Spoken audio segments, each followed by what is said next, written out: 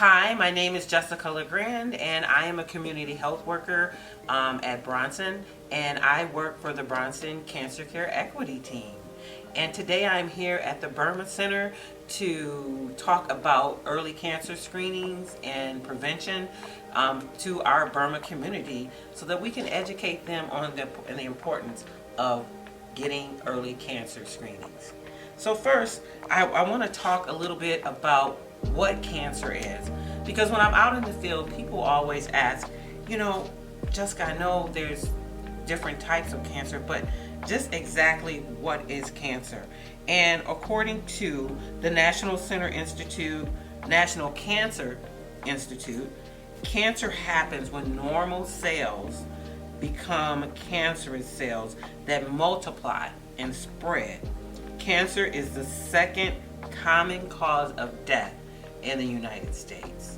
And so this is a really important topic that we want to put emphasis on in order to make sure that our Burma community is getting this information so that they know what steps they can take for early cancer screening and prevention. So why did Bronson decide to do a cancer equity project? And one of the reasons was to try to maintain the trust within Bronson and the Battle Creek community. And the other thing is that we want to make sure that we are reaching populations, underserved populations, no matter what race or demographics. We want to make sure that we are hitting all of those demographics and making sure that people who really need to get the services for early cancer screening and prevention have the option to do so. And then we're going to move right into the different types of cancers, because that's the other thing. And when I say the different type of cancers, what I'm talking about is what type of cancers can actually be diagnosed through a screening. And we have 5 different types of cancers that can be diagnosed through screenings. And that would be breast, prostate, cervical, lung, and colon cancer. These cancers can be diagnosed through screenings. And the one thing I want to mention that's very important is that you should have a primary care doctor. Your primary care doctor is going to be your first resource for these type of screenings, because once you go to your primary care doctor can base your health history, look at your health history, and then determine what type of screenings you need to have done at that time. In this segment, I'd like to talk about breast cancer. And so one of the most important things that I want to make sure that I reiterate is the fact that both male and females can be diagnosed with breast cancer. It's important that when you are at your primary care doctor that you get the information that you need to get the screenings. But I also want to put out there that at age 13 and a half is when both male and females can start to do breast self-exams. It's either 13 and a half or at puberty. And it's important that you start there, because there is where you're going to be able to keep a monthly record of if there are any changes in your body. But one of the most important things, again, that I'd like to leave with you based on what we've got from the American Cancer Society is that both male and females can be diagnosed with breast cancer. In this segment, I'm going to talk about prostate and testicular cancer. These 2 cancers are one of the 2 cancers that are affecting our male population, especially in our underserved communities. So most prostate cancers are found early through early cancer screenings. And I can't mention this enough about having a primary care doctor who can set those screenings up for you. In this segment, I'm going to talk about colon or colorectal cancer. It's important to know that colorectal cancer is the 3rd most commonly diagnosed cancer among both male and females in the United States. And when we talk about colon or colorectal cancer, what we're talking about is where it starts, and that's generally starting in the rectum or the colon. These cancers can also be called colon or rectal cancer, depending on where they start.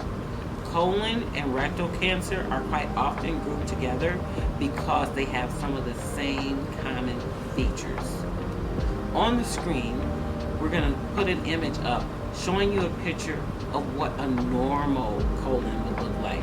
A colon that has not been, does not have any polyps. When we talk about polyps, we're talking about a growth. It can be a small growth, as small as a dime, or a larger growth as big as a lemon. And that's important to keep in mind as you look at these images. The next image is actually going to show you a picture of a colon where the polyps have grown onto the colon, and this is where there's going to be area for concern. So please make sure that you are getting your colon cancer screenings regularly. Some of the symptoms that you may have if you're experiencing colon issues would be a change in bowel habits, and that would be where you're either finding blood in your stool. It could either be bright red or very dark. You also may be experiencing diarrhea or constipation, or have a feeling that you haven't completely emptied out your bowels. Another symptom would be if your stool sample is narrower than normal, as well as just losing weight for no reason. You're just losing weight. Exhaustion, feeling very tired, vomiting, or anemia with a low red blood count cell. Recently, with colon cancer, one of the things that's also important to know is that there are and will be, and this is from 2017, so the data is not quite up to date, but it's stating that 1 out of every 10 people diagnosed will be under the age of 50. So that's another message that I want to get across today, is that you don't have to wait until the recommended age of 45 to be diagnosed or to do a colon cancer screening, especially if you know there's a history in your family of colon cancer. The other thing that's important is to know your body. If you have felt any of these changes that I spoke about, the symptoms, you're tired, you're vomiting, you have diarrhea or constipation, these are things that are important that your next step would need to be contacting your primary care physician. Hi there. So in this section, what I'm going to show is an actual given demonstration of how to actually use one of the colon kits that the Bronson Cancer Care Equity Project is providing to members of the Battle Creek community. And a lot of times with these, people are very uncomfortable actually completing the kit, but I want to show just how easy it can be. Though uncomfortable, the end result is going to be much better than not knowing whether or not or where your status is with this colon screening. So one of the first processes, it comes in an envelope. So you would take this paper actually and put it, you can actually, if you have a plastic container that you can sit into your toilet, you can lay or you can just lay this actual white piece of paper down before you get started. So before you start, you want to take this green tube right here, and there's a place for your name, your date of birth, and the date. It's very important that you fill this out before you actually perform the test. And what happens is, once you have your stool sample ready, then you would simply twist this top off, pull it out, and let's just say your sample is here. It's important when you're doing your sample that you put it down and you twist it once to the left and once to the right. You maybe want to do it again, not a lot, but just to get it down in there and twist really good. And then you're going to pop that right back in to the container. It will already have your name, date, and date of birth. Then there's another piece of plastic. You're going to wrap the actual tube up in the plastic as such.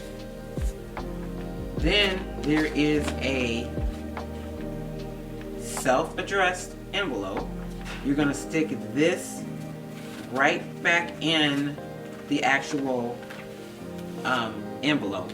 But before you do that, let me just take this out because it is biohazard.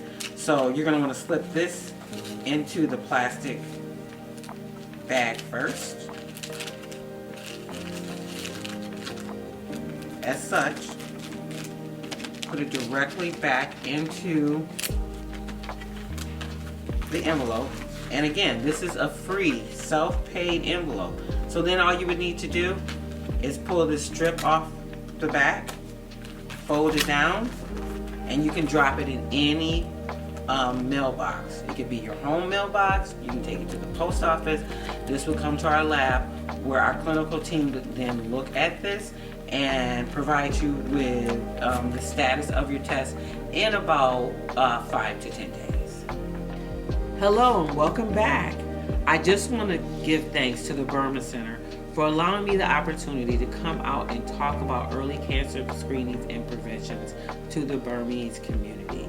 It's so important to know your family history when we're talking about cancer, and to also have a primary care physician who can help you navigate through the cancer screening process.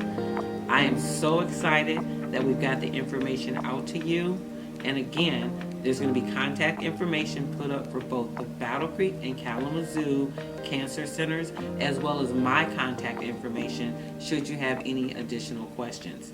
If you had any questions about the video, you can also comment below, as well as there's going to be contact information for the Burmese community on the screen for you to reach out to as well. Again, thank you for allowing me to share information and education about early cancer screenings and prevention.